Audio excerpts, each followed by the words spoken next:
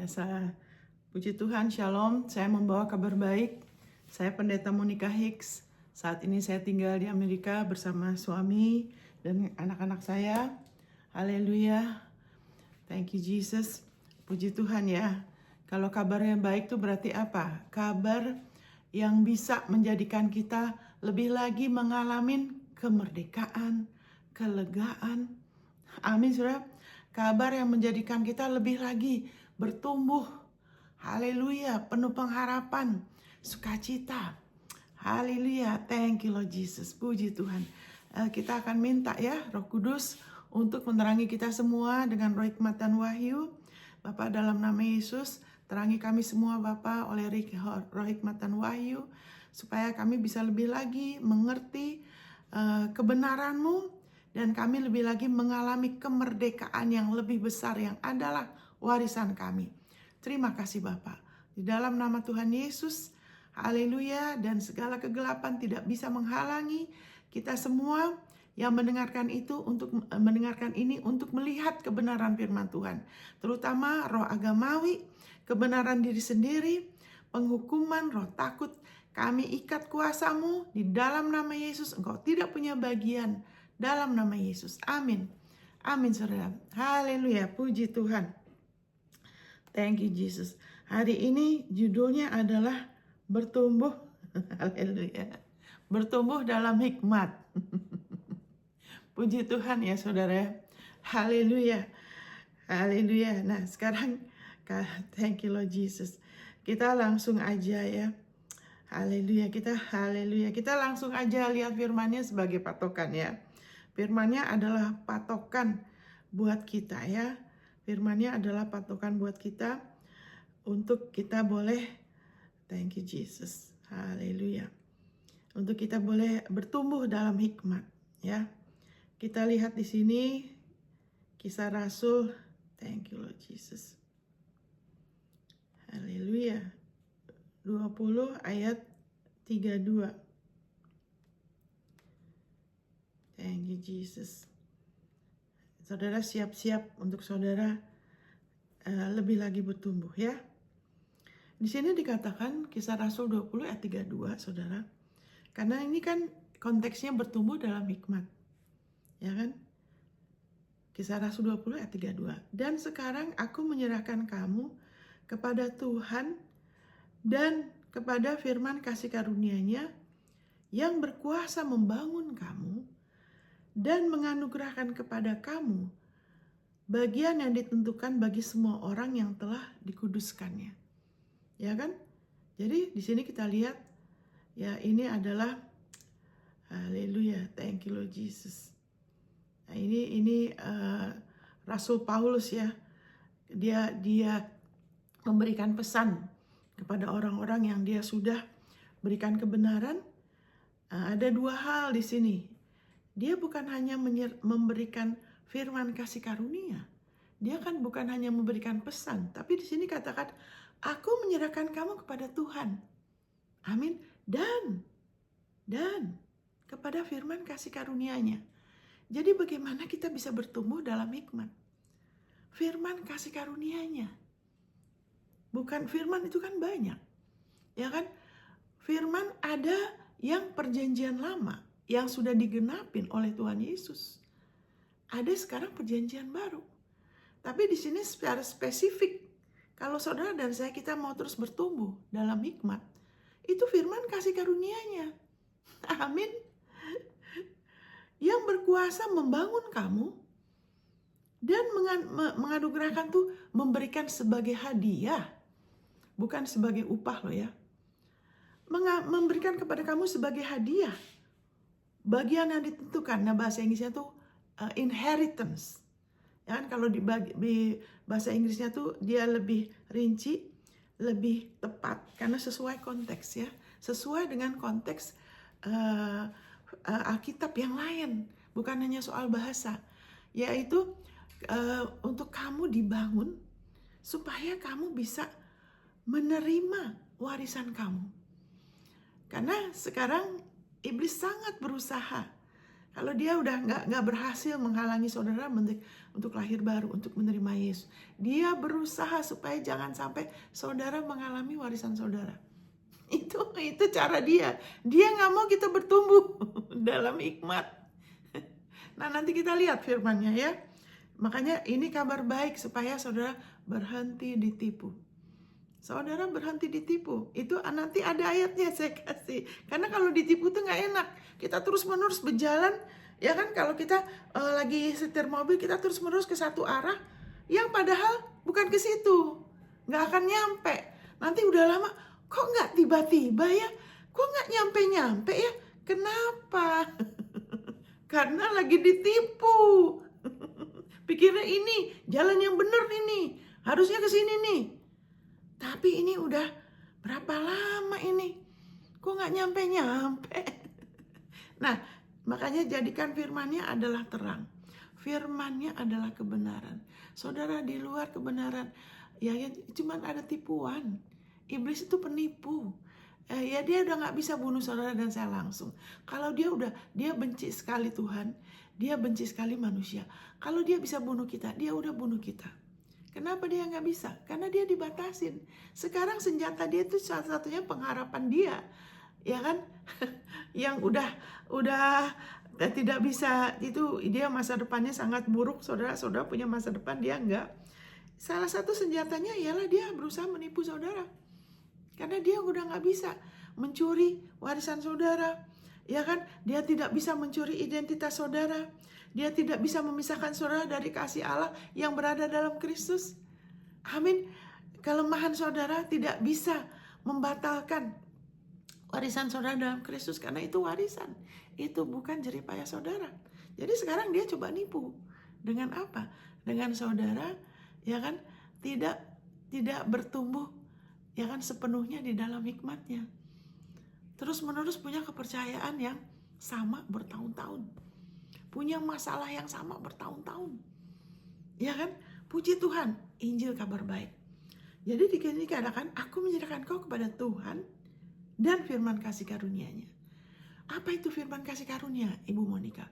Firman kasih karunia adalah firman yang menyatakan penebusan Yesus. Yesus bikin apa aja buat saudara dan saya. Sehingga saudara tuh dilayakkan 100%, kiraku siapa kelancaran. Saudara dikuduskan 100%, di mana Allah berkomitmen. Kalau Allah bicara itu kekal ya saudara. Dia bilang, aku tidak akan pernah meninggalkan kamu. Aku tidak akan membiarkan kamu. Wow, kita bikin apa sih? Kita keringat apa sih? Kita jeripaya apa sih sampai dia, Allah tuh Allah, ya kan, pencipta langit dan bumi, berkomitmen, aku tidak akan pernah meninggalkan kamu. Kenapa? Kok bisa?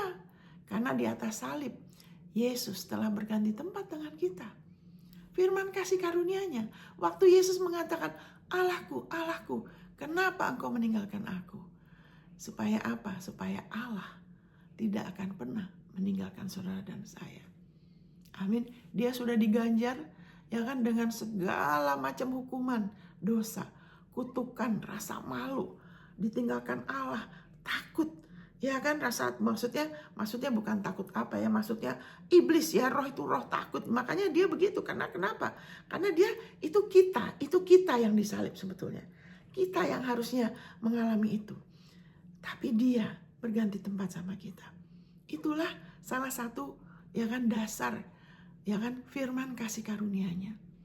Saat kita menghayati itu, kita lebih lagi mengerti dia bikin apa, saudara. Efeknya apa di dalam diri saudara? Efek jiwa saudara tuh semakin makmur, saudara tuh semakin lega, saudara semakin bertumbuh di dalam hikmat. Saudara nggak ada sesuatu perbedaan di dalam karakter saudara juga. Jadi kalau saudara dan saya, kalau seseorang itu tidak berubah, terus sama, karakternya terus sama, ya kan, sifatnya terus sama, cara ngambil keputusan, cara gini sama, berarti orang itu tidak sedang bertumbuh dalam hikmat. Nah, ini perlu kerendahan hati, perlu kejujuran. Tapi puji Tuhan, kita bisa bertumbuh. Kita yang sudah dilahirkan kembali, kita punya kapasitas untuk bertumbuh. Wow. Karena dalamnya kita udah beda. Dari luar kita seperti manusia biasa, tapi dalamnya kita, hati kita, roh kita, itu sudah baru, saudara. Sudah lahir kembali, lahir dari Allah. 1 Yohanes 5 ayat 1. Yang percaya Yesus adalah Kristus lahir dari Allah. Amin, saudara. Thank you Lord Jesus. Haleluya. Sehingga thank you Lord Jesus, kita bisa terus bertumbuh ya. Thank you. Sebentar saya minum dulu, saudara. Puji Tuhan. Kabar baik. Ya kan, firman kasih karunia-Nya berkuasa. Ya kan, membangun saudara. Dan menganugerahkan, menyebabkan waktu saudara dibangun, saudara mulai bisa, mata saudara nomor 1. Mata rohani saudara akan dibukakan. Saudara bisa mulai melihat, ini harusnya bukan begini nih. Ini jalannya. Ini yang benar. Saudara akan lebih lagi dimerdekakan dari segala tipuan iblis. Saudara akan tahu, enggak bisa. Ini kebenarannya ngomong ini. Dan itu, kelegaan itu, warisan saudara untuk saudara mengalami terbaik. Saudara ya, itu akan lebih dinyatakan. Dan itu bukan hanya materi ya. Ingat saudara, kalau hanya materi itu cuma sebagian aja dari ya kan warisan kita. Karena kita anak Dia. Kalau bukan kita lah, kalau seseorang, dia seorang milioner yang bilioner lah, dia punya anak, kan nggak mungkin anaknya dia nggak sedia. Kalau yang normal ya, nggak mungkin kan anaknya dia nggak siapkan semuanya yang terbaik, ya kan? Apalagi Bapak kita di surga. Amin, saudara. Thank you Lord Jesus. Dia yang ciptakan kita. Dia yang paling tahu kebahagiaan, damai sejahtera, kemakmuran itu dimulai dari jiwa kita, saudara. Makanya Allah itu urus dulu pokoknya. Dasarnya hati kita dulu diperbaruin. Karena hati kita tuh ya akan kepercayaan kita yang akan menentukan. Makanya untuk kita bisa percaya benar, kita dikasih hati yang baru. Karena kalau tidak, di perjanjian lama dikatakan, ya kan kita harus tahu bahwa di perjanjian baru ini kita bukan lagi yang dulu. Kalau di perjanjian lama dikatakan, wah hati-hati, hati kamu bisa menuduh kamu. Maksudnya bukan hati menuduh kamu. Hati kamu tuh jahat, itu bisa menipu kamu. Hati kamu ditipu sama hatimu sendiri. Itu di perjanjian lama. Tapi kalau di perjanjian baru, manusia batinnya kita yang baru, ya kan, roh kita yang baru, yang lahir dari Allah, tidak akan lagi menipu diri kita. Kita bisa percaya kepada Dia, Yesus, kasih karunia-Nya, dan ikut hati kita. Amin, saudara. Thank you. Itu kita lebih memperhatikan hati kita. Makanya kita bilang, jaga hatimu ya. Kamu jangan takut ya, Tuhan Yesus bilang. Kamu jangan takut, jangan biarkan hatimu gelisah. Ya kan, jaga hatimu dengan segala kewaspadaan. Dengan apa? Dengan terus percaya kepada Yesus dan firman kasih karunia-Nya. Karena dari hati kita, ya kan, tidak lagi Yesus bilang, ya kan, yang di luar itu gak bisa menajiskan kamu. Tapi yang dari dalam, ini dia bicara sama orang yang belum punya hati yang baru. Dari dalam keluar itu perzinahan, ya kan, mencuri, manipulasi, bohong, curang, pembunuhan. Itu dia bilang keluar dari dalam. Tapi untuk kita yang sudah punya hati yang baru, yang sudah dilahirkan kembali, karena kita percaya Yesus adalah Kristus, dari dalam hati kita itu mengalir aliran air hidup. Roh Kudus ada di dalam kita. Sekarang kita bisa, haleluya, ikutin hati kita, ikutin firman dan rohnya. Amin, saudara. Karena saudara sudah punya hati yang baru. Hati saudara tidak akan lagi menipu saudara. Ya kan, saudara, bagian saudara dan saya adalah tidak mengizinkan, ya kan, sampah-sampah dunia ini, tipu daya kekayaan, ya dong, kekhawatiran hidup, keinginan akan hal yang lain, ya kan, menutupin hati kita sampai nggak bisa mengalir, ya kan, jangan. Amin, sudah, jangan. Haleluya. Thank you Lord Jesus. Kabar baik, haleluya. Sekarang, haleluya, kita sudah jadi satu dengan Yesus. Kita adalah tubuh Kristus. Dia adalah kepala kita. Wow, saudara. Firman Tuhan mengatakan 1 Korintus 1 ayat 30, Jesus is our wisdom. Yesus adalah hikmat Allah bagi kita. Ya kan juga dikatakan di Efesus ya, bahwa di dalam Kristus tersembunyi segala harta hikmat dan pengetahuan. Di dalam Kristus, di dalam Yesus Kristus. Kita sudah jadi satu sama dia loh. Marilah kita menghayatin, ya kan? Sehingga frase-frase itu tidak jadi satu frase agamawi, ya kan, kekristenan yang mati. Seolah-olah kita sudah tahu. Hanya karena kita tahu bukan berarti kita praktekkan. Bukan berarti kita percaya loh. Amin, saudara. Thank you loh. Bukan berarti kita berjalan di dalam apa yang kita sudah tahu. Berarti apa kalau kita sudah dalam Kristus? Yesus hikmat saya. Dia segala harta hikmat dan pengetahuan. Berarti kita bisa terus mengandalkan Yesus yang adalah kepala kita. Ya kan? Baru-baru ini saya berbicara sama satu orang, saya sangat diberkati sekali. Karena waktu kita berbicara mengenai Yesus. Ya kan? Itu membangkitkan kuasanya. Ya kan? Karena kita manusia yang sudah jatuh itu, kemudian apa? Dengan berpeluh, kamu harus begini dan gitu. Dengan berpeluh, kamu harus mencari makan. Dengan berpeluh, kamu harus dapat ini dan itu. Ya kan, gak ada istirahatnya. Tapi kita sudah ditebus. Dan saat kita sedang berbicara sama dia, ya kan, kita sedang mengandalkan dia, kita sedang membesarkan dia. Itu kuasanya bekerja sehingga kita diterangin, oh Yesus itu kepala. Saudara, tubuh kita ini, ya kan, gak bisa berfungsi kecuali oleh kepala kita loh. Sekarang tangan saya bergerak ini karena kepala saya yang suruh. Kepala saya yang suruh tangan saya. Sekarang saya mau minum nih. Wah, saya mau minum.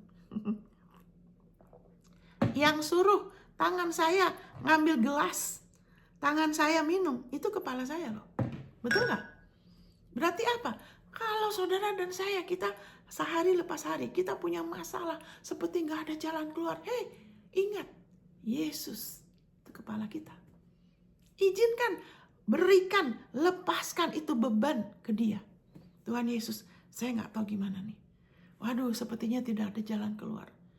Tapi Engkau kepala saya. Engkau hikmat saya. Ini adalah bicara mengenai bertumbuh dalam hikmat. Dan kita bertumbuh dalam hikmat dengan kita tahu posisi kita. Amin, saudara. Gimana kita bisa terus maju? Ya kan, mengarah ke yang benar. Kalau posisi kita aja kita nggak tahu di mana. Jadi mulai dari situ. Kita perlu tahu. Kita sudah di dalam Kristus. Dia kepala kita. Haleluya. Ini kabar baik. Ya kan? Jadi nggak ada masalah. Apakah anak Tuhan itu atau seseorang, kalau anak Tuhan ya, dia kurang pendidikan. Secara jasmani kurang pinter. Dia lamban, slow. Dia banyak kelemahan. Gak ada masalah, saudara. Kalau saat dia, ya kan, sudah jadi anak Tuhan, itu semua berubah loh. Karena dia sudah jadi satu dengan Yesus Kristus. Dengan dia terus beralih kepada Yesus. Dia percaya, dia tahu, dia mau mengakuin. Tunggu dulu. Aduh, aku gak tahu banyak hal nih. Aku lemah. Tuhan Yesus, Engkau hikmat saya. Engkau kepala saya. Saya gak tahu, tapi Engkau kesanggupan saya. Saya percaya Engkau tunjukkan sama saya harus gimana. Amin, saudara. Haleluya. Sama, ya kan, seperti waktu itu dalam hidup saya. Ya, saya percaya saudara pernah mengalami, tapi kita bisa terus bertumbuh. Kadang-kadang kita mengalami di dalam situasi itu ya, di dunia ya, sepertinya tuh gak ada jalan keluar loh. Sudah gitu, diteken itu kayak waktunya juga mepet sekali. Udah harus segera mengambil keputusan. Ya kan, kalau enggak dalam waktu sekian, ini akan jadi masalah. Tapi waktu kita sadar, kita ingat posisi kita. Haleluya. Tunggu dulu, saya sudah dalam Kristus. Yesus kepala saya. Dia hikmat saya. Tunggu dulu, apakah ada situasi? Saudara pernah baca nggak di Alkitab? Matius, Markus, Lukas, Yohanes. Di mana Yesus ada masalah, menghadapi kemustahilan, terus dia menyerah. Dia bilang, ya udahlah, kali ini bukan kehendak Bapa. Sabar aja. Ya kan, kalau waktu dia lihat janda itu, yang anaknya satu-satunya anaknya meninggal. Orang pada nangis ya, janda itu juga, karena buat dia tuh seorang janda, anaknya tuh harapan dia. Ya kan, gimana hidup dia, mungkin dia udah tua. Ya kan, waktu Yesus lihat, Yesus nggak gini, ya udah, kan udah mati, kasihan. Terus dia cuma menghibur-hibur itu janda. Atau waktu dia di hadapan kuburnya Lazarus, ya kan, bukan hanya mati 4 hari saudara, ya kan, mati 4 atau 3 hari, saya lupa persisnya, tapi yang jelas sudah berapa hari, ya kan, sudah mati berapa hari. Nggak usah lah mati 4 hari, saudara, mati 1 jam aja, mati 10 menit aja deh, mau apa, sudah mati, betul kan? Ini berhari-hari lagi matinya. Yesus nggak bilang apa waktu Marta dan Maria di kubur Yesus menangis. Yesus nggak cuma ikut menangis loh, Yesus menangis loh. Alkitab mengatakan Jesus wept, dia menangis, dia benar-benar menangis. Saudara. Maut, manusia mati, manusia ditekan kemiskinan, stres, rasa ketakutan terus, kesepian, ya kan, kemarahan, benci, dendam, itu semua bagian dari maut. Allah sangat membenci maut. Buat dia, maut, segala sesuatu yang menekan manusia, itu adalah musuhnya dia. Amin, saudara. Besok saya akan sharing mengenai apa yang penting bagi Allah. Banyak orang kalau pikir apa yang penting bagi Allah harus begini dan gitu. Tidak, saudara. Yang penting buat dia, besok saudara dengar, akan membawa kabar baik. Besok malam. Apa yang penting bagi Allah? Musuh saudara, semua itu maut, yang bikin orang terus menderita sampai mati loh. Itu adalah musuhnya dia. Amin, saudara. Dia sangat membenci apapun yang menyakiti saudara. Makanya dia kasih Yesus. Yesus berganti tempat. Dia menanggung semua. Ya kan? Dimana karena kesalahannya manusia sebetulnya. Ya kan? Karena manusia tidak percaya kasih Allah. Ada manusia tidak percaya. Itu sebabnya manusia lebih memilih percaya kepada iblis. Sehingga membuka pintu bagi maut, bagi dosa, bagi kesedihan, bagi kesusahan yang gak habis-habisnya, saudara. Tapi Allah yang kaya akan rahmat, dia membenci apapun yang menyakiti saudara dan saya. Dia membenci perpisahan dengan manusia. Dia telah memilih untuk mengirimkan Yesus supaya Yesus berganti tempat dengan kita. Dia absorb itu terus menyerap. Dia terus tampung itu semua, ganjaran demi ganjaran. Ya kan, dia menderita bukan hanya secara fisik, tapi secara roh. Dia mati sebagai kita. Secara roh, secara jiwa, dia telah dipermalukan, dia telah dihianati, ya kan? Dia direndahkan serendah-rendahnya sampai dia bumi juga menolak dia, ya kan? Surga juga menolak dia. Kenapa? Karena itu semua seharusnya menyakiti saudara dan saya. Tapi Allah yang kaya akan rahmat, dia memberikan putranya, sehingga di situ Yesus benar-benar menderita, ya kan, sampai dia mengatakan, Allahku, Allahku, kenapa engkau meninggalkan aku? Yesus tidak pernah menyebut Bapa. Allah tuh Allah. Sebelumnya dia selalu menyebut Allah tuh Bapa, saudara. Tapi waktu penghakiman itu turun karena dia berganti tempat dengan kita, dia berseru, Allahku, Allahku, kenapa engkau meninggalkan aku? Karena penderitaan hebat yang dia alamin. Salah satu yang paling Yesus, ya kan, berat buat dia, itu bukan hanya menderita sakit ya di dalam jiwa dia, roh dia, tubuh dia.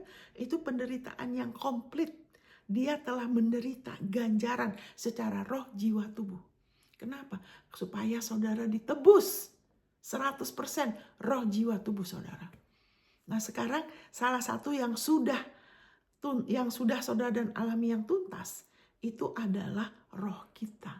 Tapi jiwa kita itu masih perlu proses dirubahkan, diselamatkan. Nah tubuh kita nanti penggenapannya waktu kita terima tubuh yang baru. Tapi semua itu sudah dibayar lunas oleh Tuhan Yesus. Amin, saudara. Itu sebabnya dikatakan di Efesus 2, ya kan, kerjakan keselamatanmu dengan takut dan gemetar, bukan supaya saudara diselamatkan dari neraka, supaya saudara tidak mengalami neraka di bumi. Walaupun saudara sudah anak Tuhan, kalau kita tidak perbarui pikiran kita, nanti ditipu. Kita kemudian tidak bertumbuh dalam hikmat, kita terus percaya yang keliru, kita pikir itu benar padahal lagi ditipu, dan itu tidak ada, buahnya nggak ada nanti dalam hidup kita. Jiwanya nggak semakin lega, sifatnya kurang berubah. Kalau dulu kebiasaan ngiri, masih terus kebiasaan ngiri. Dulu keras kepala, masih keras kepala dulu. Sampai terus-terusan. Terus kalau dulu suka bersaing, suka apapun yang negatif. Kenapa? Sudah di pelayanan loh. Karena pelayanan itu tidak bisa jadi jaminan. Pelayanan itu harusnya buah. Amin, saudara. Pohon tidak ditopang oleh buah, pohon ditopang oleh pokok. Makanya firman kasih karunia Tuhan dan firman kasih karunia-Nya itu yang akan membangun kita. Amin. Pelayanan itu harusnya buah. Itu bukan kelayakan kita diterima. Tapi Bu Monica, kalau nggak berbuah, itu akan dipotong. Iya, kalau orang tidak di dalam Kristus, nggak mungkin berbuah. Kalau orang di dalam Kristus, pasti akan ada buahnya.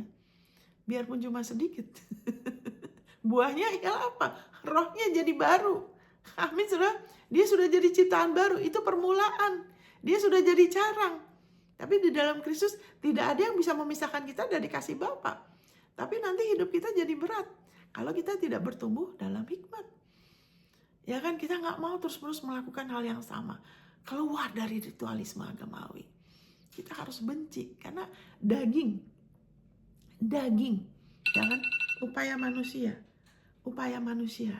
itu selalu mau mengandalkan diri kita sendiri. Upaya daging itu suka ritualisme. Agamawi suka ritualisme.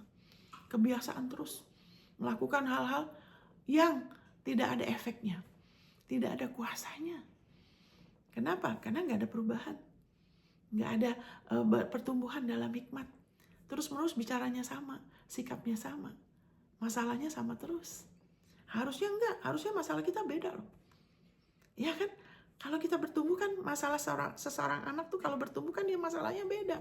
Kalau dulu dia masalahnya mungkin merengek, minta sepeda, ya kan, mau main waktu dia kecil. Nanti kalau udah besar, dia mungkin masalahnya dengan apa? Masih SD, masalahnya lain lagi, masih suka lebih main.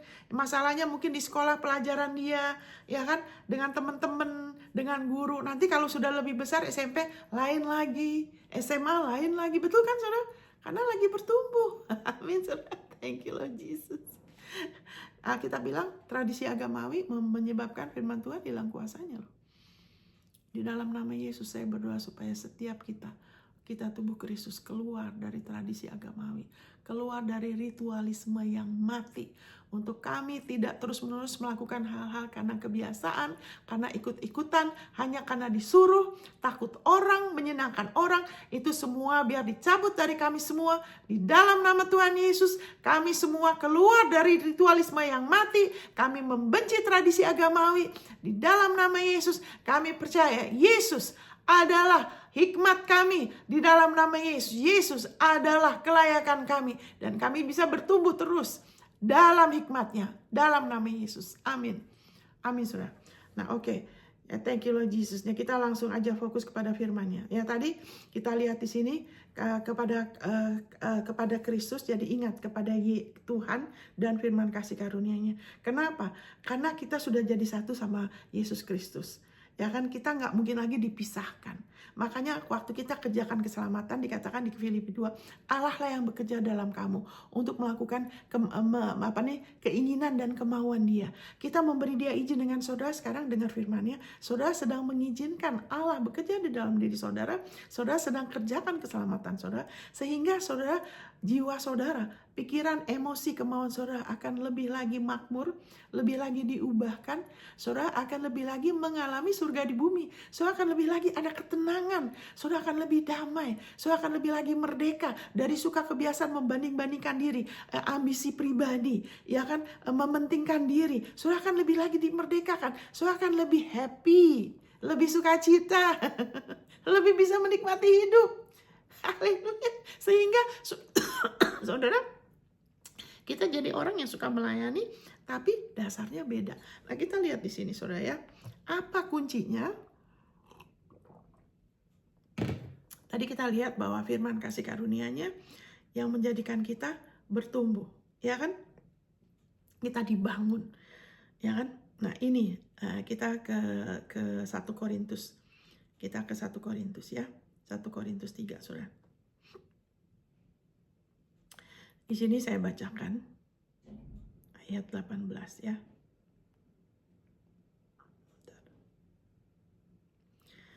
1 Korintus 3 ayat 18. Ingat, Injil kabar baik. Kalau saudara benar-benar menghayati ini, saudara akan terus bertumbuh, saudara. Haleluya. Janganlah ada orang yang menipu dirinya sendiri. Nah, berarti jangan sampai kita ditipu. Jika ada di antara kamu yang menyangka dirinya berhikmat menurut dunia ini, biarlah ia menjadi bodoh supaya ia berhikmat.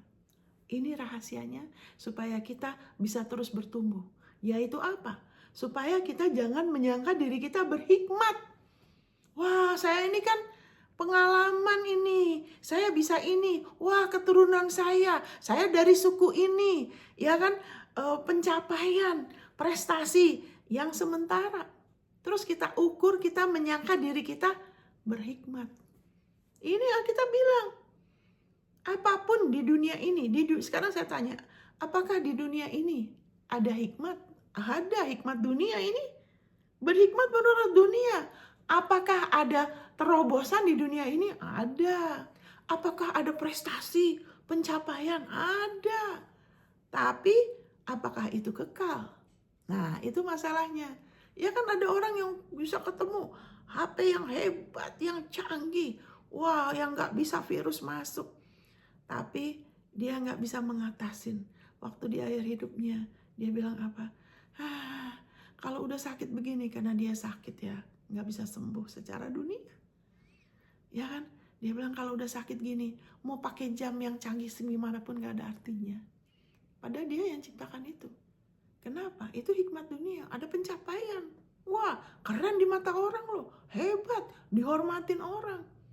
Tapi Alkitab bilang itu cuma hikmat dunia, itu cuma bunga rumput, cuma sementara. Itu sebabnya biarlah saudara renungkan, mari kita renungkan percaya diri, tanda kutip.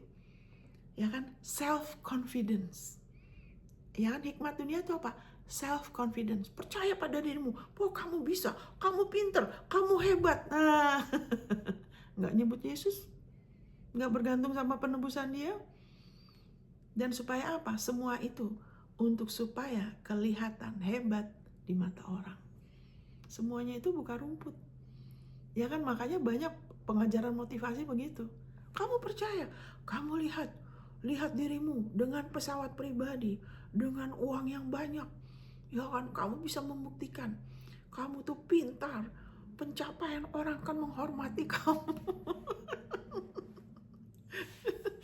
Itu hikmat dunia, semuanya yang untuk yang sementara. Ya kan? Apakah lantas Ibu Monica nggak boleh anak Tuhan berprestasi, terobosan, ketemu? Itu adalah warisan saudara loh. Allah mau saudara berhasil, saudara sangat makmur, dan itu tidak biasa. Saudara dan saya, kita mengalami hal-hal yang tidak biasa, sehingga dunia iri sama kita. Orang-orang Yahudi iri sama kita. Itu kehendak Allah supaya kita mengalami, ya kan, prestasi, terobosan, itu kehendak Dia. Tapi itu semua adalah warisan. Dan itu semua berdasarkan jeripaya Yesus. Amin, saudara. Makanya Abraham, kita ini keturunan Abraham loh. Amin, saudara. Haleluya. Galatia 3 ayat 29. Jika kamu milik Kristus, apakah saudara milik Kristus? Saudara adalah keturunan Abraham. Dan saudara adalah ahli waris menurut janji. Warisan apa? Untuk saudara dan saya terus bertumbuh dalam hikmat dan mengalami, ya kan, menggenapi potensi kita. Jadi bukan kita yang berusaha mencapai sesuatu seolah-olah belum dikasih. Itu adalah hikmat dunia. Makanya banyak persaingan. Ya kan? Itu sebabnya dalam pelayanan, kalau ada mengandalkan daging, kehormatan manusia, ya kan, kehormatan denominasi, jabatan yang sementara itu lebih dipentingkan, selalu akan ada pekerjaan daging. Ya kan, persaingan, perselisihan, manipulasi, ketidakjujuran. Nanti orang bingung, waduh, dia padahal dipakai Tuhan tapi tiba-tiba punya masalah. Kenapa? Karena karunia itu harusnya kita pakai menurut Yesus sebagai kepala kita dan hikmat Dia. Kita nggak bisa pakai karunia, kita hanya giat, sementara fondasinya ini kita jangan izinkan hikmat dunia jadi fondasi kita. Yang penting harus melakukan, ya kan, punya target. Ya nggak mengindahkan Yesus. Itu pengertiannya, penebusan Yesus kurang bertambah, tidak terlalu ada keinginan. Karena udah pikir, saya kan udah melayani loh, saya udah bertahun-tahun loh, saya udah tahu. Tapi kalau kita itu hikmat dunia begitu. Karena mengukur segala sesuatu dari apa? Dari dirinya sendiri. Makanya di dalam Kristus bukan berarti kita jadi orang yang gak punya kemauan, ya kan, wishy-washy, ya kan, itu bukan begitu ya. Yesus tuh punya kemauan keras loh. Yesus tuh kemauannya keras. Tapi kemauan dia diarahkan apa? Aku selalu melakukan apa yang Bapa gua mau aku lakukan. Aku gak bisa apa-apa dari diriku. Sebagai manusia dia berbicara begitu loh. Dia bilang, aku tidak bisa melakukan apa-apa dari diriku. I can do nothing from myself. Yesus sebagai manusia. Nah disitulah dia kasih kita contoh. Itu adalah hikmat. Permulaan hikmat adalah takut akan Tuhan. Takut akan Tuhan itu bukan takut dihukum, tapi menyembah Dia, mengakui Dia sebagai Tuhan, mau tunduk. Itu Yesus. Di situ dia sebagai manusia, dia kan anak manusia. Dia bilang, saya nggak bisa apa-apa loh dari diri saya. Apa yang Bapak lakukan, yang saya lihat, itu yang saya lakukan. Wow, thank you Jesus. Tapi sekarang Yesus sudah jadi hikmat kita. Kerendahan hati Dia, pikiran Dia sudah jadi warisan kita. Dengan kita mau percaya, dengan kita jangan menyangka, jangan suka berasumsi. Kita hidup oleh iman, yaitu kita hidup oleh kelayakannya Yesus. Kita hidup oleh kesanggupannya Yesus. Kita hidup oleh pencapaiannya Yesus. Ya kan? Kita orang benar. Karena Yesus yang benarkan kita. Kita bilang orang benar hidup oleh iman. Berarti kita hidup oleh kesanggupan Yesus. Amin. Kita hidup oleh kesempurnaan penebusan darahnya. Amin, saudara. Thank you Lord. Dia sekarang sudah menjadi satu dengan kita. Sehingga hikmat Yesus, kerendahan hati Dia adalah bagian kita. Wow. Yesus itu rendah hati. Itu sebabnya Dia selesaikan perlombaan iman Dia. Dia sebagai manusia kan, dia harus hidup oleh iman loh. Amin, saudara. Makanya dia bergantung sama Bapaknya. Dia hidup oleh iman. Dia itu beriman kepada Bapaknya. Dia terus bergantung sama Bapaknya. Iman tuh apa? Iman tuh berarti yang benar loh ya. Iman yang Alkitabiah itu hanya bergantung kepada Yesus. Iman Alkitabiah itu iman bergantung sama Yesus. Dulu Yesus bergantung sama Bapaknya. Tapi sekarang Yesus ya sudah jadi pencipta iman kita. Sekarang kita bergantung sama Yesus dan firman kasih karunia-Nya. Kenapa? Dia sumber berhikmat kita. Dia sumber kelayakan kita. Dia sumber jalan keluar kita. Sehingga kita bisa terus balik-balik ke Dia aja. Dan kita lihat firman-Nya ngomong apa. Oh Yesus, kalau ada apa-apa, ini Tuhan Yesus, ini bebannya, aku kasih ke engkau dulu. Terus engkau bikin apa? Oke, mana firman-Nya? Amin. Itu yang Tuhan Yesus bilang, aku mudah, bebanku ringan. Jiwamu akan ada ketenangan. Bertumbuh, makin lama makin tenang, bukan makin susah, bukan makin tertekan, tapi makin sukacita. Thank you Jesus. Puji Tuhan. Tuhan bantu saya, saudara. Kalau saudara lihat saya dulu, waduh. Tahun berapa itu? Mungkin 30 tahun yang lalu. Waduh saudara, saya nggak punya keinginan buat hidup. Ya kan, saya nggak pengen hidup saudara. Aduh lemas sekali. Aduh kenapa sih kok banyak masalah. Memang saya waktu itu juga, saya hidupnya di negeri orang ya. Ya kan hidup mengandalkan Tuhan tapi masih kurang mengenal Dia, makanya jadi berat. Tapi makin lama terus menerus mau ke Dia, mau bergantung, makin lama kok makin lega ya, kok jiwa saya makin tenang ya. Masalah ada saudara, sekarang saya di Amerika, masalahnya kelihatannya tambah besar, kebutuhannya tambah besar, tapi kelegaan itu saya tahu bedanya. Saya bisa tahu, oh dulu saya ini begini.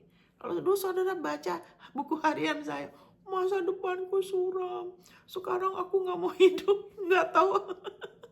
Kalau saya baca sekarang saya bisa ketawa, tapi waktu itu enggak saudara. Inilah efeknya kalau kita terus bertumbuh dalam Yesus. Yesus adalah hikmat kita. Jadi di sini katakan, jangan ada yang menipu diri saudara. Jadi di dalam Kristus bukan lagi self-confident. Percaya diri, tunggu dulu. Percaya, ya memang kita percaya kita ini udah ciptaan baru. Sekarang kita bukan lagi self-confidence. Diri-diri kita yang kita tonjol-tonjolkan. Ya Allah, saya membuktikan saya bisa. Enggak, itu hikmat dunia. Sekarang kita Christ confidence. Ya kan, suatu keberanian, percaya diri yang timbul dari Kristus. Jadi percaya Kristus, makanya diri kita kemudian beroperasi dari diri kita yang baru. Christ confidence, bergantung sama Dia, bergantung sama identitas kita di dalam Kristus. Sehingga ada keberanian saudara. Wow, ada keberanian yang itu dahsyat sekali. Saya sampai sekarang kalau saya ingat-ingat, ada beberapa hal waktu saya benar-benar ada masalah. Tapi terus-menerus Tuhan bantu saya untuk terus belajar mengenai jati diri. Yesus kebenaran saya, Yesus kelayakan saya. Sehingga saya ulangin lagi, saya ini buat kemuliaan Tuhan ya.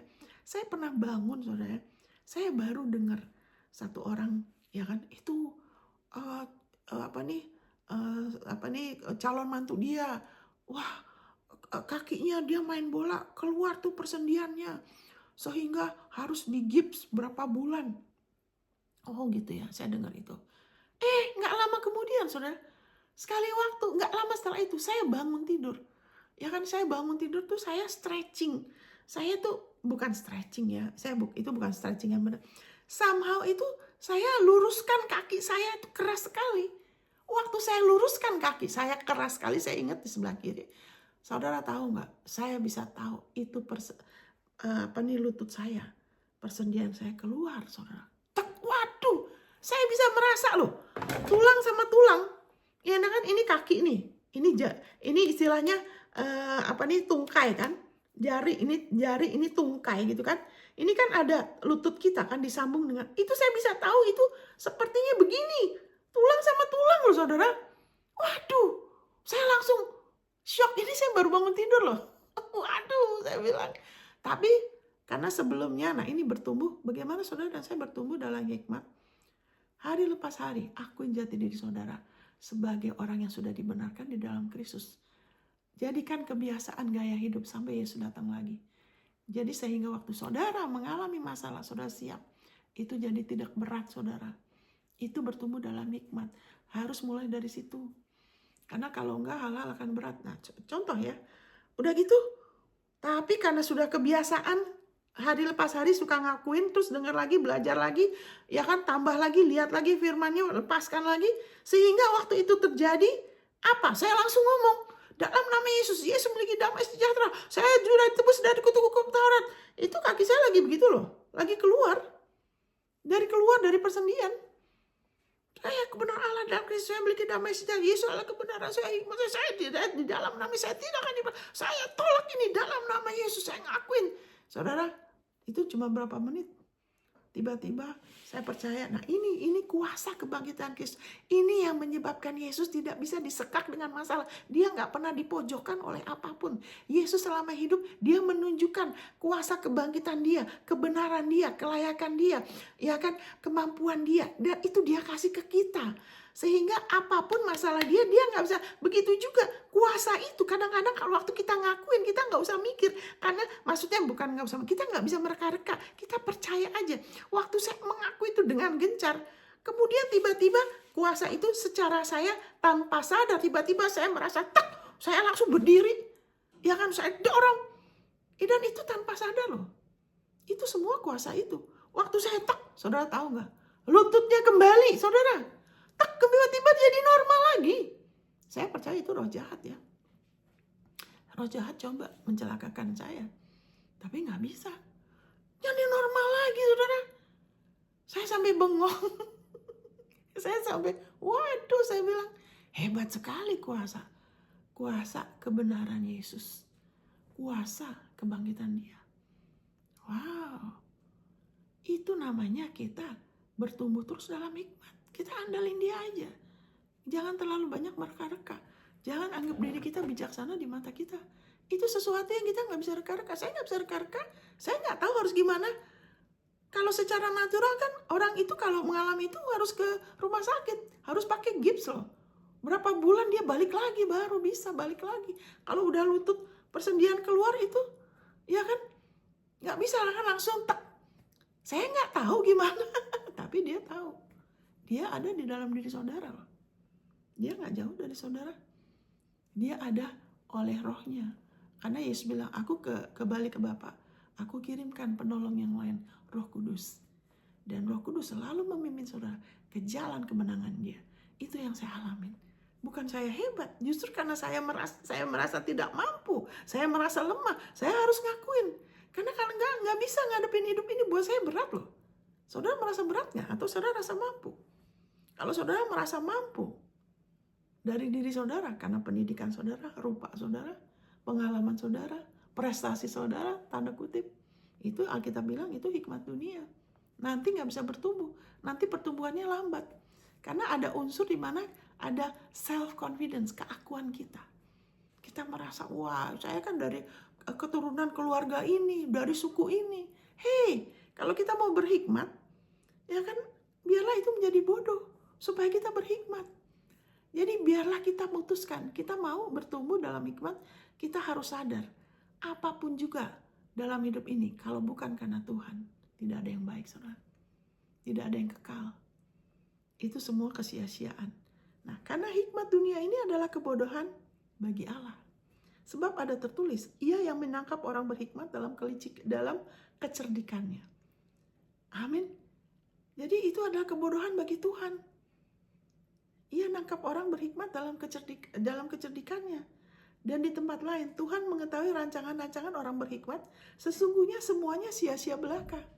Kalau kita berani merancangkan hidup kita sendiri, berdasarkan uang kita, ya kan, suku kita, rupa kita, kemampuan natural kita, talenta kita yang sebetulnya dari Tuhan, terus kita tapi tidak berpadanan sama dia, tidak cari dia, itu semuanya kan sia-sia loh. Itu semuanya sia-sia, saudara. Nanti seperti orang itu yang itu hebat sekali, dia tuh terobosan yang dia dapat mengenai HP itu ya, salah satu yang the best, saya nggak akan sebut namanya, itu mempengaruhi dunia loh, mempengaruhi dunia, saudara. Tapi dia sendiri sia-sia, saudara. Jangan sampai kita terlalu menginginkan sesuatu yang lain sehingga itu yang kita pikir itu bisa memuaskan kita. Amin, saudara. Apa itu yang saudara pikir bisa memuaskan saudara? Bisa menaikkan martabat saudara? Bisa kelihatan, wah, saudara, Alkitab mengatakan dia memberi kasih karunia kepada orang yang rendah hati. Allah mau saudara ditinggikan loh.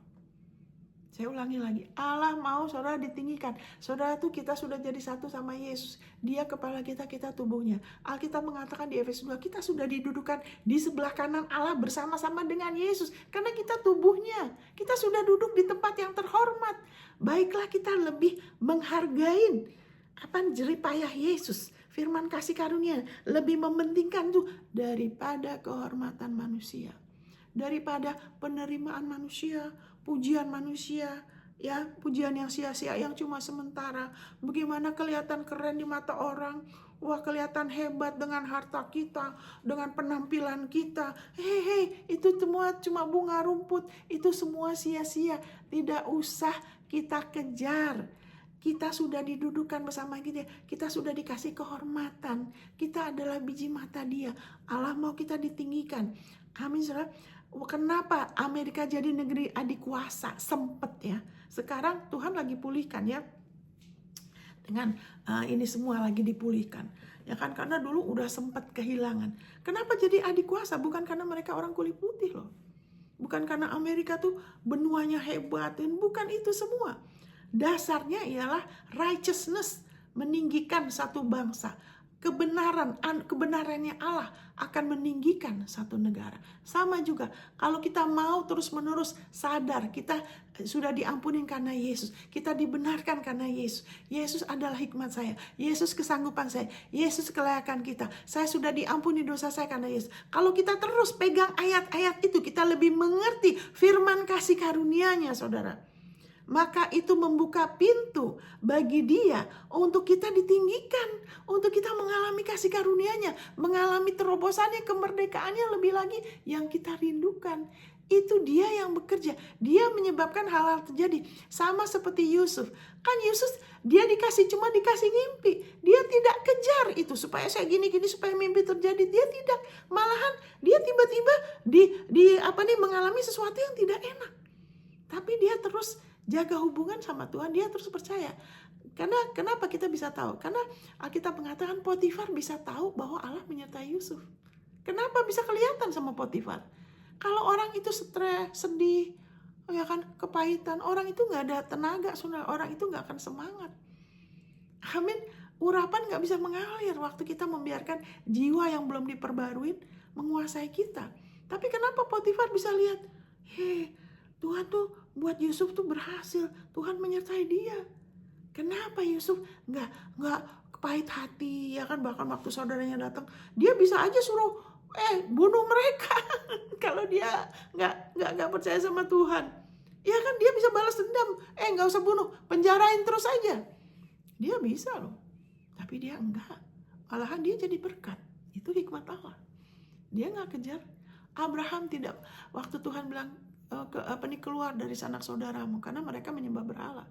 Abraham keluar, bukan mengejar apa-apa loh. Dia mengejar kehendak Tuhan. Dia keluar karena dia lagi terus ikut apa maunya Tuhan.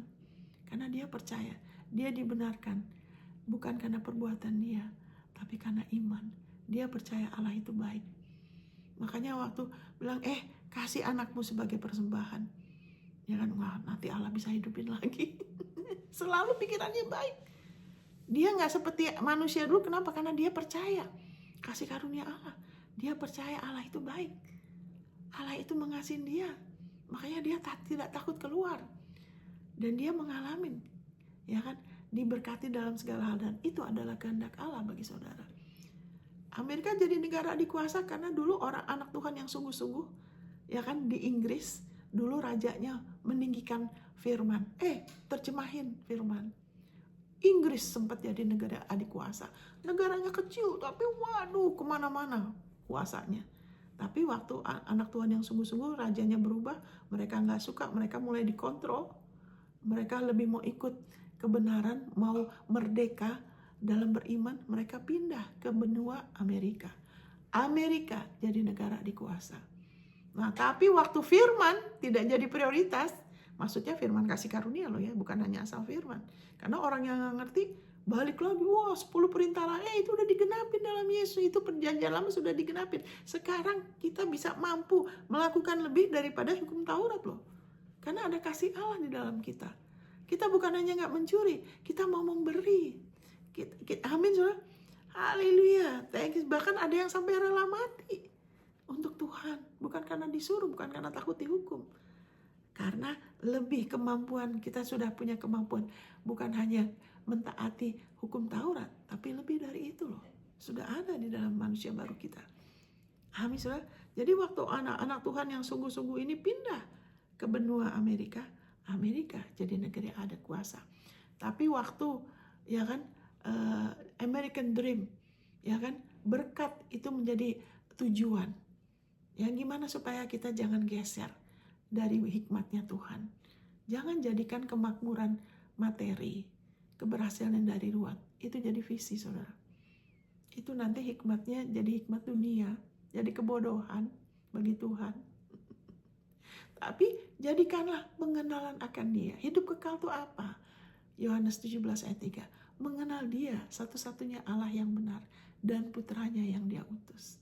Jadikanlah pengenalan akan Dia, rencana kehendak Tuhan, tujuan Dia sebagai visinya kita, sebagai tujuannya kita. Nanti sembari kita bertumbuh saudara, kemakmuran itu yang kita rindukan, ya kan, semuanya ya, pasangan hidup yang terbaik ya, keluarga yang harmonis, ya kan, sehat terus, ya kan, kalau sakit ada kesembuhan, perlindungan, ya kan, kemakmuran, rumah yang indah-indah, yang diisi dengan barang yang indah-indah, sumur yang tidak kau gali, ya kan, emas perak kamu dilipat gandakan, kamu gak usah kejar uang, tapi beriman, kamu punya berkat Abraham, semua itu, warisan itu semakin dinyatakan dan kita gak perlu kejar. Amin saudara, yang kita perlu kejar tuh pengenalan akan Dia. Amin saudara, karena Yesus adalah kelayakan kita, kebenaran kita ya. Jadi saya bacakan lagi ya. Ini udah hampir 1 jam. Jadi supaya kita jangan ditipu, ya kan, kita akses, kita kemudian menilai, oh saya begini-gini, saya bisa nih, kita rencana ini, anak kita begini, harus begini dan begitu. Ya kan? Supaya jangan sampai sia-sia, ya kan, biarlah kita menganggap diri kita bodoh. Karena itu janganlah ada orang yang membanggakan dirinya atas manusia.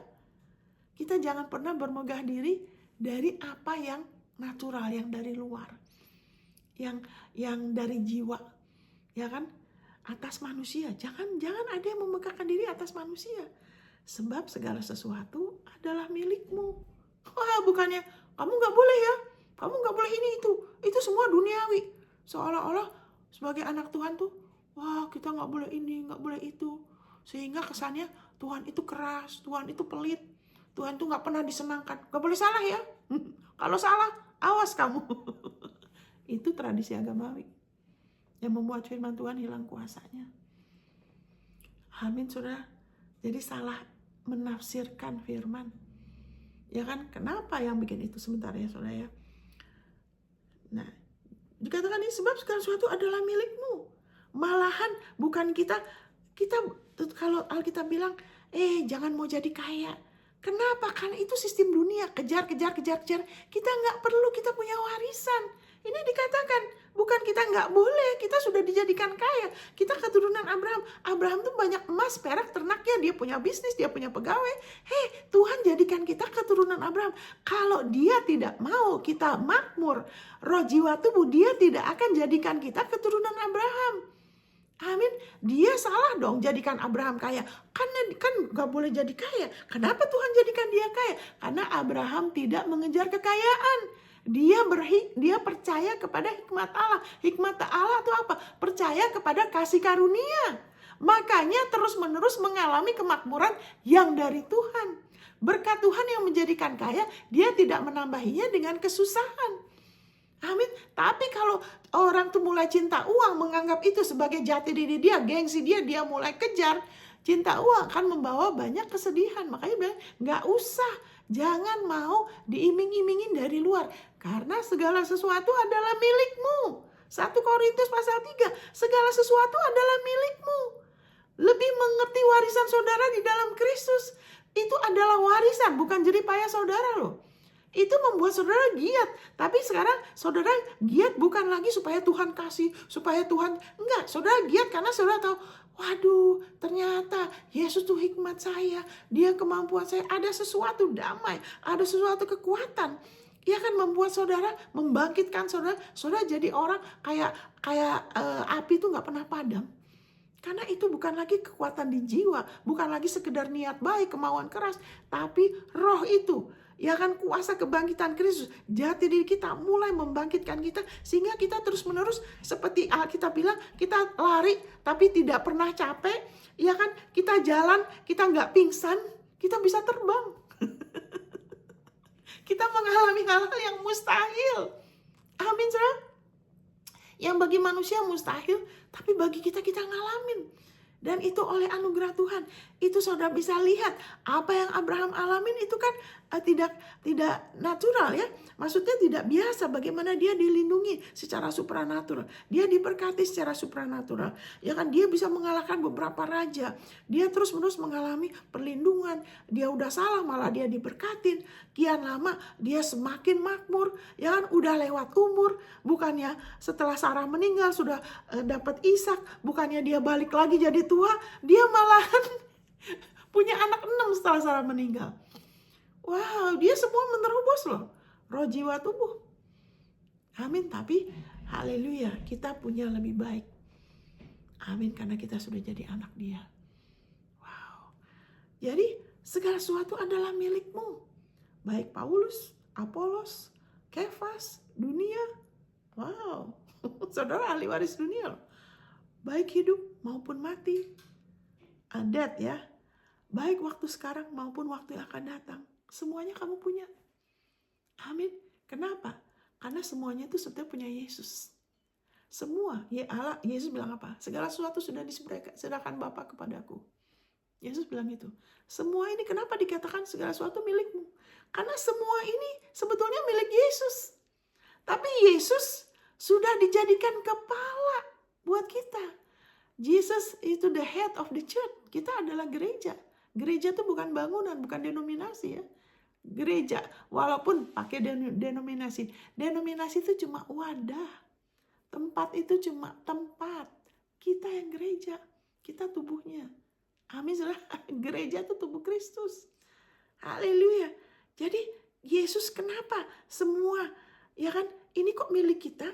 Karena kita sudah jadi tubuhnya. Dia kepala kita. Makanya jadi milik saudara juga. Saudara punya akses. Roma 5 ayat 1 mengatakan, karena kita sudah dibenarkan oleh iman.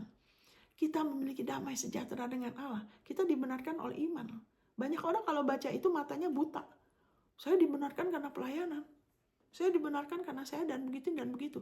Karena saya lihat, saya udah begini. Saya sering udah ngasih uang berapa ini. Saya udah berkorban ini dan itu loh. Makanya saya memiliki damai sejahtera dengan Allah. Tidak loh. Makanya kenapa sampai orang itu gak bisa lihat? Karena mau dibenarkan berdasarkan perbuatannya. Itu akan membutakan. Apa yang menghalangi seorang tidak bisa bertumbuh dalam iman? Kalau kita geser dari Yesus. Kita geser dari kasih karunia dia. Kita mulai tertipu bahwa kita oke karena kegiatan saya. Saya ini kan sibuk loh. Melayani begini-gini, mau berbuat.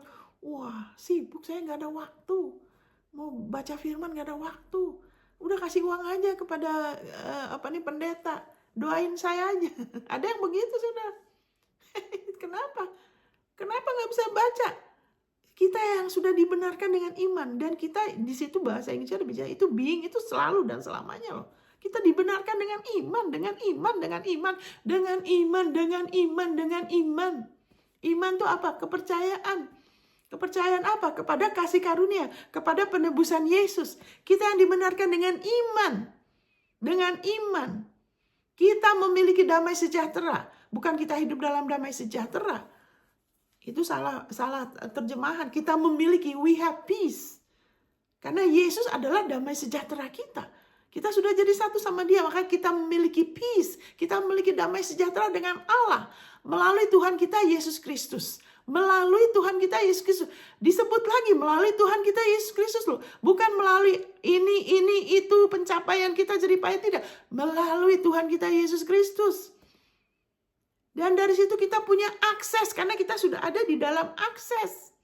Kita sudah ada dalam Kristus. Di dalam Kristus ada segala harta hikmat dan pengetahuan. Apapun yang kita perlu tahu. Saya tidak tahu panggilan saudara apa, kan banyak macam. Ada yang dipanggil mungkin di pemerintahan, pelayanan. Ada yang dipanggil sebagai guru. Mungkin sebagai orang yang melayani rumah sakit. Ada yang sebagai musik. Saya nggak tahu.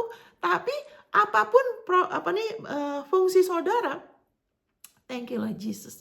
Haleluya. Kasih karunia-Nya cukup buat saudara. Haleluya, dia sudah ada jalan keluar, dia sudah siapkan hikmatnya, dia sudah siapkan keberhasilan yang saudara rindukan, sudah ada semuanya. Wow, thank you Lord Jesus. Itu kita punya akses. Ya kan, karena kan kita kebutuhan kita macam-macam. Makanya dikatakan kita bermegah. Ya, ini saya bacakan deh ya. Saya bacakan ini sebentar ya saudara ya. Nanti kita balik sebentar. Ini lewat sedikit nggak apa-apa ya saudara. Thank you Jesus. Sebentar ini kok. Sebentar saudara. Kalau saya semangat bukan saya marah ya. Ada orang, wah Ibu Monica marah. Saya nggak marah saudara. Saya tidak marah. Saya semangat. Saya giat. Dia kan dikatakan oleh Roma 5 ayat 1 tadi kita baca. Roma 5 ayat 2. Oleh dia kita juga beroleh jalan masuk. Oleh iman kepada kasih karunia ini. Oleh iman saudara bisa menerima apapun yang saudara butuhkan. Ya kan. Di profesi saudara saya nggak tahu butuh apa, saudara punya akses, ya kan? Kalau saya bacakan dari bahasa Inggrisnya ya, through whom, melalui dia, melalui Yesus, dan dia adalah kepala kita, dia sudah jadi satu sama kita sudah jadi satu sama dia, ya kan? Dengan iman kita punya akses oleh iman kepada kasih karunia ini. Di mana kita berdiri. Sekarang tanah saudara berpijak adalah tanah kasih karunia. Saudara tidak lagi di bawah hukum Taurat. Itu Roma 6 ayat 14. Saudara, itu sebabnya dosa mau tidak lagi berkuasa atas saudara. Kekurangan, stres, rasa takut, tertekan, ya kan, terus menerus, ya kan, mungkin penyakit atau apa, saya nggak takut, tidak lagi berkuasa atas saudara, karena saudara tidak lagi di bawah hukum Taurat. Karena kalau dulu di bawah hukum Taurat, perjanjian lama, itu ada berkat dan kutuk, tapi sekarang di perjanjian baru, saudara berdiri in which between, di mana kita berdiri, kita tidak lagi di bawah hukum Taurat, kita di bawah kasih karunia, kita berdiri di bawah tanah kasih karunia, tanah di mana Tuhan Yesus sudah berpeluh darah sehingga tanah kita berpijak tuh tanah kasih karunia. Itu hanya ada kebaikan Tuhan, makanya kehendak Tuhan hanya ada yang baik, berkenan dan sempurna. Tidak ada kehendak Tuhan yang tidak baik, tidak ada kerancangan kecelakaan di kasih karunia ini. Dan juga dikatakan dosa itu sebabnya sin shall not have dominion. Kita bisa melawan. Enggak, saya tidak mau tunduk. Kenapa? Karena saya sudah di bawah kasih karunia. Dosa itu berarti apa, saudara? Kenapa orang berdosa? Karena orang menginginkan sesuatu pakai kekuatan sendiri. Itu dosa loh. Tapi kalau semuanya kita sudah punya, semuanya kita punya akses dan kehendak Allah, dia bantu kita, dia dukung kita, dia bekerja, dia menolong kita supaya kita selalu menerima bukan hanya kebutuhan kita, kerinduan kita, bahkan yang kita nggak mampu dari kemampuan jasmani kita mungkin dibatasin, kelemahan kita latar belakang kayak saya dulu, ya kan, karena masalah keluarga, ya kan, lemah ini lemah itu, tapi kok bisa terus menerus, ya kan, mengalami hal-hal yang luar biasa, ya kan, mengalami kehidupan yang luar biasa. Waktu saya di Jepang, waktu terus ke Amerika, terus saya sekolah Alkitab di Amerika, terus ke Indonesia. Wah, waktu datang, ya gerejanya sempat mau dibakar, saya lagi hamil, tapi saya mengalami terus menerus perlindungan supranatural, penyediaan supranatural. Waktu perlu tempat tinggal, perlu ini, perlu itu. Waktu di Indonesia, sekarang balik lagi, terus menerus. Kenapa? Karena kita sudah berada di dalam Yesus. Kita punya akses. Dan itu limitless, itu unlimited. Itu tidak dibatasin. Saya tidak mengalami perkara. Saya percaya saudara sudah mengalami. Tapi kan kita berbicara mengenai bertumbuh. Amin saudara. Saya percaya saudara dan pasti pernah ngalamin. Tapi Allah mau kita lebih lagi. Karena harga yang Yesus sudah bayar. Itulah harga yang luar biasa besar saudara. Dia sudah bayar dengan penderitaan yang hebat. Untuk saudara dan saya. Allah Bapa sudah membayar, ya kan, dosa saudara saya. Dia sudah menebus dosa saudara dan saya. Itu adalah yang paling mahal yang dia pernah beri kepada manusia, yaitu putranya sendiri. Amin saudara, kita bisa terus bertumbuh dengan kita jangan mau ditipu diri kita sendiri. Kita jangan menilai diri kita. Oh, saya begini menurut saya. Hehehe, tunggu dulu, mana ayatnya? Apakah itu pimpinan Tuhan? Cari dia. Jangan bikin rencana sendiri. Ya kan, nomor satu, rahasianya ialah apa? Ya kan, berhenti. Ya kan, mau dibenarkan berdasarkan perbuatan saudara sendiri. Jangan pernah lupa saudara, apapun ya kan, keberhasilan saudara, prestasi, kemampuan yang Tuhan beri. Kalau saudara mengalami kemakmuran, terobosan, kebaikan, jangan pernah lupa. Itu semua karena Yesus, karena dosa kita sudah diampuni. Jangan pernah lupa, Tuhan yang beri kita kekuatan. Dia yang beri kita, Yesus sebagai hikmat kita, sebagai kebenaran kita, keutuhan kita, damai kita. Jangan pernah lupa dan berikan kemuliaan sama dia. Sehingga kita tidak ditipu. Amin, kita tidak ditipu ya. Thank you Lord Jesus. Tadi saya mau baca sampai di mana ya? Oh ya, jadi tadi itu Roma 5. Ya kan, Roma 5. Katakan begitu, kita memiliki damai sejahtera. Wow. Ya, tadi saya baca bahasa Indonesianya ya. Ya kan? Sekarang kita balik lagi ke 1 Korintus 3. Jadi segala sesuatu adalah milikmu, ya kan? Life or death, ya kan? Jadi hidup dan mati berarti apa? Kita mau tidak lagi berkuasa hati kita, hal-hal sekarang atau hal-hal yang datang. Semua adalah milik saudara. Dan saudara adalah milik Kristus. Dan Kristus adalah milik Allah. Jadi dosa itu adalah apa? Pengen memenuhin kerinduan, keinginan, pakai kekuatan sendiri. Tapi kalau saudara sudah dikasih semua, makanya dosa gak berkuasa. Mau berdosa apa? Mau apa? Kecuali orang itu buta. Kalau orang itu buta, dia akan pakai kekuatan sendiri. Ini saya berusaha supaya jangan sampai saya gak kasih ini ke saudara ya. Apa yang membutakan orang gak bisa ngelihat saudara? Ini dia, bukan dosa loh ya. Bukan dosa. Justru kalau orang itu buta, orang itu akan terus gak bisa lepas dari dosa. Gak bisa lepas dari sifat suka ngiri, suka bersaing. Dalam pelayanan juga gitu. Mau membuktikan, selalu mau. Ya kan? Mungkin mulutnya bilang Tuhan, tapi tindakannya beda. Itu orang itu lagi ditipu. Kalau kita gak ditipu, mulut kita sama tindakan kita akan sama. Tapi kita bisa bertumbuh ya, gak usah rasa terhukum. Ya kan? Nah ini yang membutakan. Saya benar supaya kita jangan sampai gak bertumbuh ya. Ya, Roma 9. Saya bacakan dari ayat 30. Ini bicara mengenai apa? Kita bicara mengenai bagaimana orang Israel itu sampai sekarang ada selaput yang menutupi mata mereka sehingga mereka gak bisa melihat Yesus sebagai Mesias. Jadi biarpun sering rajin baca firman, ya kan? Tapi kalau dasarnya kita keliru, yaitu apa? Kita pakai kantung anggur yang lama. Kita percaya seperti di perjanjian lama. Saya baca firman karena saya, kalau enggak Allah tidak berkenan sama saya. Kalau enggak nanti dia enggak suka sama saya. Nanti dia tidak memberkatin saya. Ya kan? Atau nanti gembalanya atau orang lain lah, saya enggak tahu lah. Kalau itu, ya kan, dari posisi hukum Taurat, ya kan, dari kebenaran sendiri, akan ada selaput saudara. Makanya bisa ketipu. Ya kan, nah ini demikian. Kenapa? Apakah mereka nggak bisa baca Alkitab? Apakah tidak ada Alkitab di Israel? Kenapa nggak bisa melihat?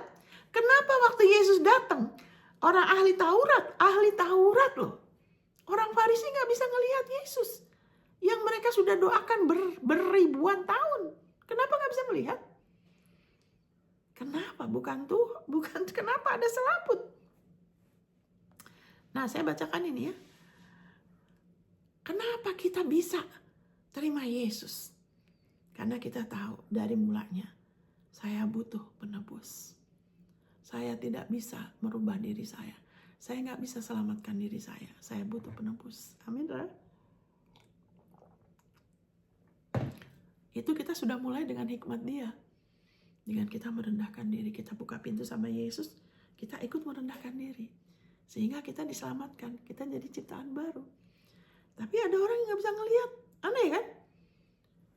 Nah ini ayat 30. Jika demikian, Roma 9, apakah yang hendak kita katakan? Ini, bahwa bangsa-bangsa lain yang tidak mengejar kebenaran, yaitu saudara dan saya, kita bukan orang Yahudi, telah beroleh kebenaran, yaitu kebenaran karena iman. Tetapi bahwa Israel sungguh pun mengejar hukum yang akan mendatangkan kebenaran, tidaklah sampai kepada hukum itu. Maksudnya apa? Sekarang kita di dalam Kristus itu adalah hukum yang memerdekakan.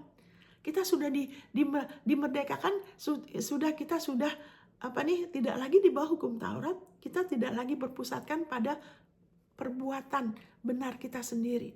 Di hadapan Allah itu bukan lagi dasar iman kita. Ya kan? Tapi kita sekarang ada hukum yang memerdekakan, yaitu apa? Dengan iman kita terus menerima apa yang Yesus lakukan. Karena dia sudah bilu-bilunya saya disembuhkan. Karena dia sudah jadi miskin, saya dijadikan kaya. Karena dia saya punya warisan, saya adalah keturunan. Karena dia. Jadi kita terus apa? Sekarang hukum yang memerdekakan itu apa? Hukum iman. Hukum iman yaitu apa? Bergantung sama Yesus. Tapi Israel tidak sampai kepada hukum itu. Mengapa tidak? Karena Israel mengejarnya bukan karena iman, tetapi karena perbuatan. Kalau iblis berhasil menipu kita, kita dibikin sibuk sekali.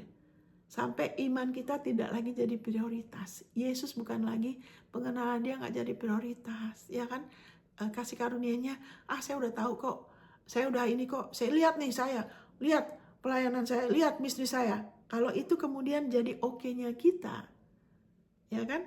Maka kemudian mulai akan ada kebutaan. Perbuatan, kita udah pikir perbuatan kita berdasarkan perbuatan kita.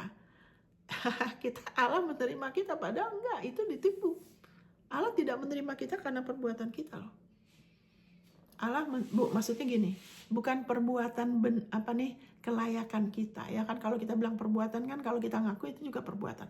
Maksudnya gini, Allah menerima kita karena kita beriman sama Yesus. Dan iman itu harus dipelihara karena kita dibenarkan karena iman. Berarti telinga kita harus jadi prioritas. Ya kan, makanya kita cari dulu kerajaan Allah. Ya kan, Tuhan gak suruh kita seharian ini firman, enggak. Dia bilang, tapi saya mau kamu prioritaskan. Pentingkan. Buat waktu, prioritaskan.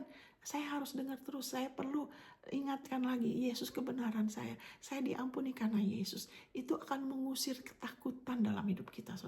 Itu akan menyebabkan kita mengalami terus-menerus perlindungan dan penyediaan supranatural. Dan kita terus-menerus bertumbuh. Dengan kita jaga telinga kita. Kita mau dengar Yesus bikin apa lebih daripada kita perbuatan kita. Wah, apalagi kalau sudah dapat pujian orang, udah dikasih jabatan, dikasih label-label. Wah, terus jangan pegang yang itu. Nanti, ya kan? Kenapa tidak? Karena Israel mengejarnya bukan karena iman, tetapi karena perbuatan. Mereka tersandung pada batu sandungan. Supaya kita bertumbuh dalam iman. Supaya kita nggak tersandung. Anak Tuhan sebagian sempat tersandung dengan kelakuan orang di gereja, di pelayanan. Dengan hamba-hamba Tuhan waktu mereka jatuh, tersandung. Dengan kecewa sama Tuhan. Tuhan, aku kan sudah begini dan gitu. Kenapa anakku mati? Tuhan, aku kan gini, kenapa suamiku mati? Tuhan, aku kan sudah begini gitu, kenapa? Nah, itu tersandung. Tersandung, saudara. Kena tipu. Seolah-olah apa? Karena tanpa sadar, ya kan, mengejar bukan lagi dari iman, dari pengenalan, tapi berusaha mengejar dari perbuatan. Kegiatan tuh jadi prioritas. Bukannya jaga hati dulu dengan kita dengar terus Yesus, tapi kegiatan yang di luar tuh lebih dari prioritas. Karena Israel mengejarnya bukan karena iman, tetapi karena perbuatan. Mereka tersandung pada batu sandungan. Supaya kita terus bertumbuh, supaya kita jangan tersandung pada batu sandungan. Ya kan? Baiklah, kita ingat, Yesus adalah kebenaran kita. Seperti ada tertulis, sesungguhnya aku meletakkan di Sion sebuah batu sentuhan dan sebuah batu sandungan. Siapa yang percaya kepadanya tidak akan dipermalukan. Supaya saudara dan saya, kita tidak dipermalukan dan kita terus bertumbuh dalam iman. Gimana supaya kita nggak buta? Di 2 Petrus 1 ayat 2 ayat ya sampai terakhir ada ya, kita jangan sampai kita buta dan picik karena lupa karena dosa-dosanya udah diampunin. Ya kan? Biarlah kita sadar sekarang hubungan kita sama dia, kita ada di bawah kasih karunia-Nya.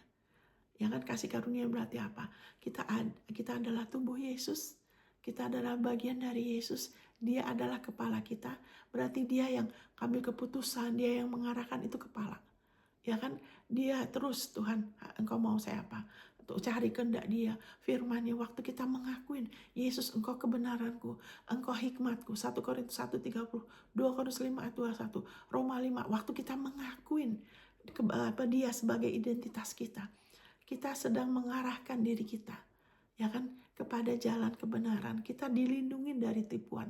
Dan dari situ kita harus kita lebih lagi ingat, sadarkan diri kita lagi dan lagi. Saya ini tubuhnya, dia kepala saya. Dia yang menyediakan buat saya. Dia yang sudah ada di masa depan saya. Amin, saudara. Saya dibenarkan karena iman. Tuhan Yesus bilang, saya sudah hidupkan engkau oleh hidupku. Sekarang kamu yang sudah saya hidupkan, kamu makan dari saya. Amin, saudara. Dia bilang gitu. Kamu sekarang you live by me. Kita makan dari roti tubuhnya dia dan penebusan dia. Amin, saudara. Kita bergantung karena kita carang. Nggak mungkin kan carang yang pisah terus bisa berbuah. Kita udah carang. Jadi izinkan firman-Nya terus mengubahkan kita. Kita sudah di bawah tanah kasih karunia. Kita berdiri di atas kasih karunia dan kita di bawah kasih karunia. Berarti apa? Kita semua ditopang oleh karya Yesus yang sudah selesai. Amin, saudara. Dan itu hikmat, itu mulai dari situ. Dan dari situ kita bisa terus lebih mengerti mengenai otoritas, rencana Tuhan, posisi kita lebih lagi, kelayakan kita, dan damainya akan semakin bertambah. Amin, saudara. Jadi gimana supaya jangan sampai kita ditipu? Jangan suka menilai diri kita dari diri kita, apalagi yang dari luar. Ya kan, biarlah kita sadar tanpa Yesus kita tuh bodoh. Amin, kita butuh dia. Amin. Apapun yang kita punya, ya kan, yang dari luar, apakah harta kita, kemampuan, jabatan, ya kan, pendidikan, itu semua hal yang baik ya. Tapi biarlah Tuhan, aku mau pakai itu. Engkau mau apa? Mau gimana? Ya kan, biar aku pakai untuk tujuan, untuk rencanamu. Sehingga dari situ itu menjadi alat, ya kan, kita memuliakan dia. Sehingga apa? Hidup kita tidak sia-sia. Kita tahu, haleluya, thank you Lord Jesus, ada upah kekal.